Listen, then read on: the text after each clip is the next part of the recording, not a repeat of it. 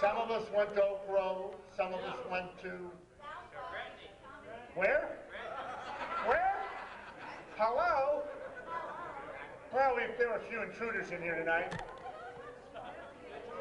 But we can all look back, hopefully. I probably don't need the mic. We can all look back and think about a lot of fond memories. I see Rick Waldy back on the left side. Remember second, third grade, those Bryan Day relays? He didn't start at the front. He started at the front, finished in the front. There are others: Jimmy Knox, Danny Swain, Eddie Conklin, Jerry Lowenstein, people that all started, Dave Picorni, from way back, Judy Curlin. And so, as the night goes on, as it did last night, we just encourage you to continue, for those that you didn't know from elementary school or junior high or high school, reach out, grab somebody's hand and introduce yourself, and enjoy the rest of the night. We're going to come back in either 5 or 10 years, and we expect all of you to be here. We're going to try to do a better job at staying in touch with you. And we're going to encourage you to try to help us find some of our other classmates. And in the correspondence you're going to get in the coming weeks, there's going to be an opportunity for you to tell us where to find some of those people who aren't here tonight. So that when we come back next time, instead of 170 or 180 people, we have 380 or 480. How many of you remember how many were in our graduating class? 1,100. You got it. So we barely got 10% of us here.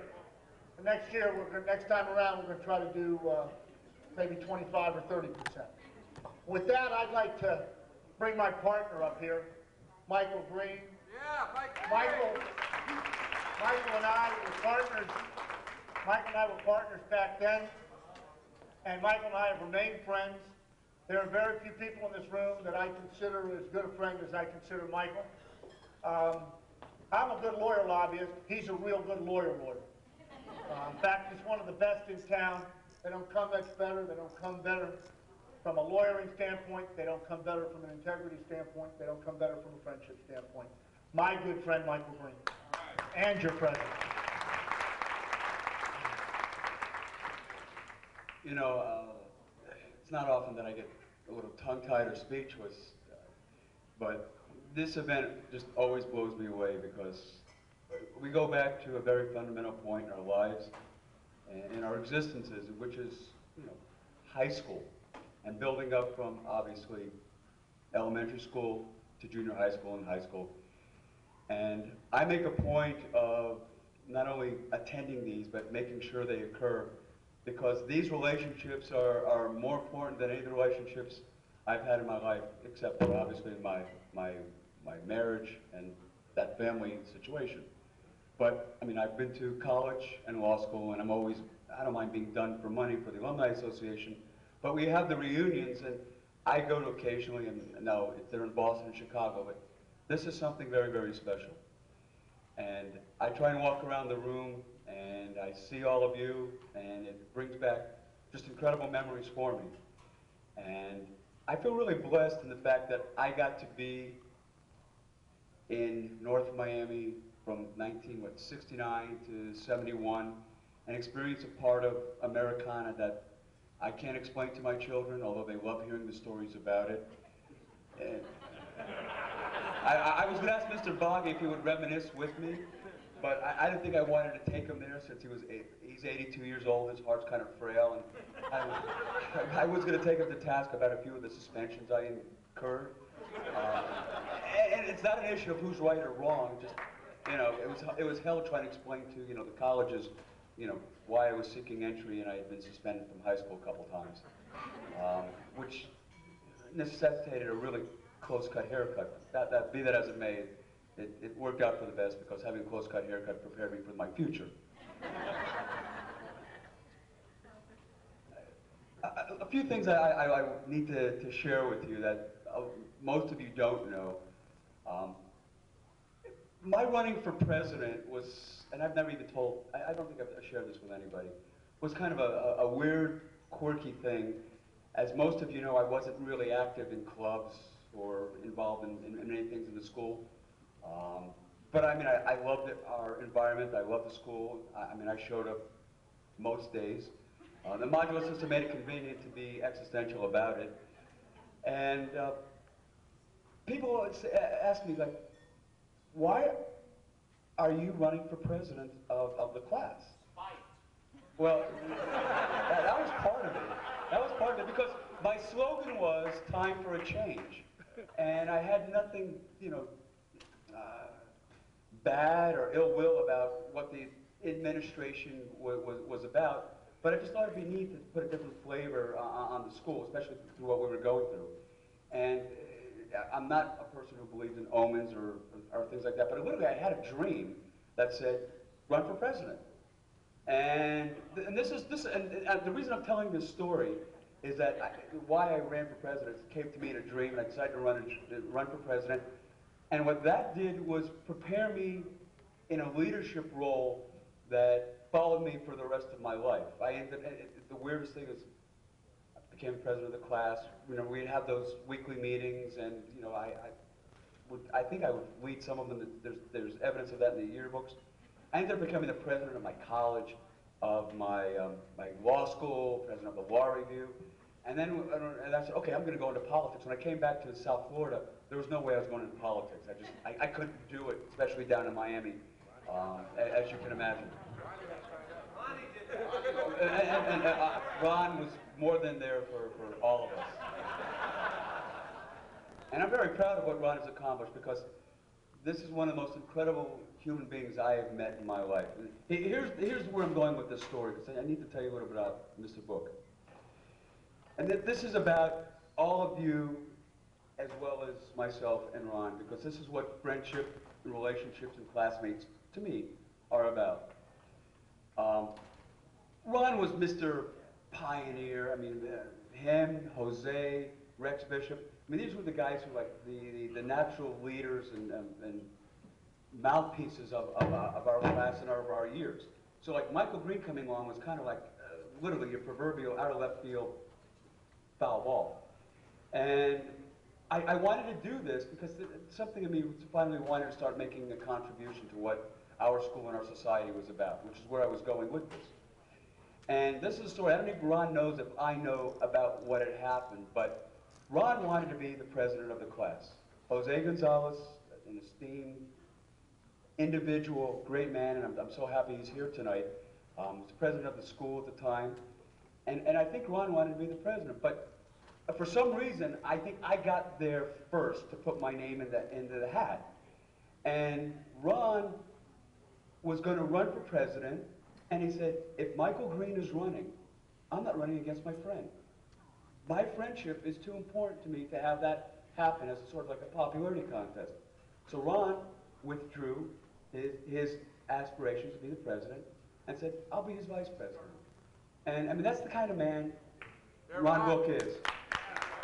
And that's what friendship is about. And you know, Ron is one of the most amazing individuals in terms of being successful in something a lot of us should aspire to have just a tenth of his tenacity, his relentless pursuit of success. Because what happened is, you know, I didn't know being the president meant every 10 years I got to help put this thing together. There's no rule book that tells you about that. But about 9 years, every, I guess, 9 years, I'd get calls from Miss Curlin, Miss Farley Carlsworth, I mean, Ron, everybody. Well, Michael, it's time to do the reunion. I go, oh, shit. Excuse me. It's only 10 to 10. You know, it's time to do the reunion. I said, okay. And I would go and do it. Well, this year, I've told a bunch of you, I've got a family, 4 small kids, you know, trying to make sure I'm good hands-on dad and husband. I've got a very busy law practice, and this again goes to the leadership aspect, because out of nowhere they decided to make me the managing partner of this huge law firm in Florida, and I didn't even have to run for that. They just said, you know. So I said, okay, I'll do it. And helping keep this firm going and taking it from the 20th to 21st century has been a very difficult task. So when Ron and our colleague said, Michael, it's time, and I said, not on my watch. And so Ron, and I said, Ron, if it's going to happen, you got to do it. And Ron said, no problem. He said, just be there. And Ron Book is largely responsible for what you see here today. Because, I mean, I couldn't do it. We didn't put a committee together this year. But 30 years is so important because I look around and we've come a long way. There's a lot of the issues of success, ego. It becomes irrelevant when we look around and see who we are, what we've accomplished. Nobody really cares what you did or what you're doing. We're all here together. And it's one of the neatest things that, I mean, I look at y'all and I said, wow, I remember what, 10th, 11th, 12th grade, and it's just an amazing, amazing feeling for me to know that we shared that experience for 3 very special years of our lives, of our adolescence.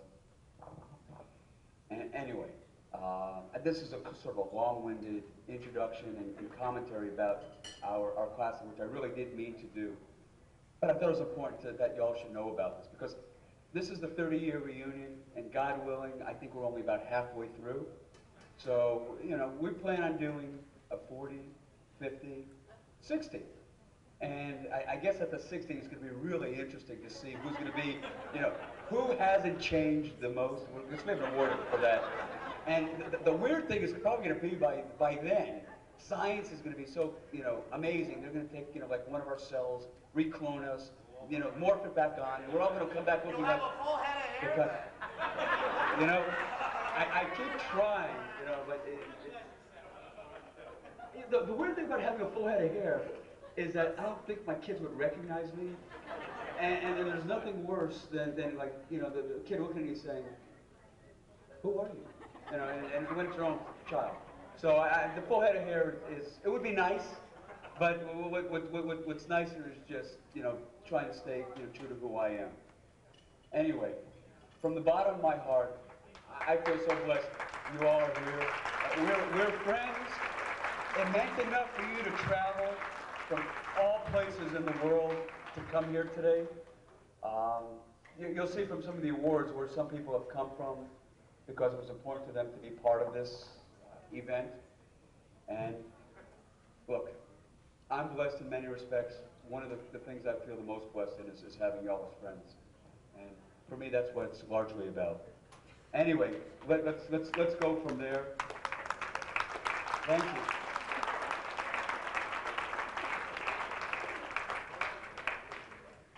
What I'd like to do now, and maybe we were going to try and do it later, but I want to make sure everybody's here. Let's have a toast to our class and everybody who has traveled a long way to come here to be a part of that. I'm going to make a toast. Ron, if you'd like to say something.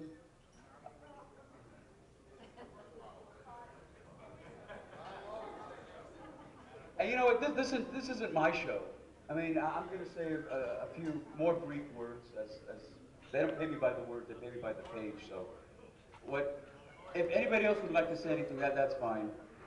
But this is to the class of '71, one of the most amazing group of individuals assembled, I think, not only in South Florida, but on this planet. Nobody knows what we went through and how we got here, but here's to every one of you for surviving and being here with us. Cheers.